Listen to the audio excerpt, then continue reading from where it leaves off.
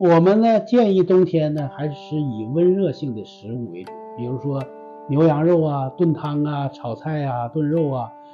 这些都可以。另外，在这个吃鱼生方面呢，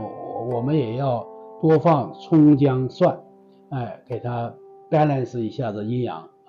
在豆制品上也都是凉性的，我们不建议冬天喝豆浆太多，吃豆腐制品太多。如果特别想吃呢，也要放上葱姜蒜，给它温暖。特别是你看好的大厨，他都知道那寒热性，比如说叫麻婆豆腐啊、小葱拌豆腐啊，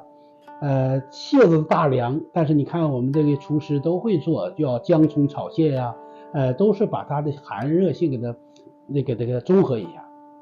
所以说我们在吃食疗上呢，还是以温热性的食物为主。具体什么是温热性食物，哪些有我们可以在 Google 啊，可以查一下，百度啊，都可以查到的。再一个就是冬天行之有效的方式呢，我觉得最快的方式就是在蔬菜方面，我们要多吃一些温热性的，比如说韭菜啊，这个韭黄啊，蒜苔啊、蒜苗啊，还有洋人的厉害呀、洋葱啊，这些都是温阳性的蔬菜。配上其他的滋阴的，比如说羊肉啊、牛肉啊、炒菜啊、炖啊，都可以。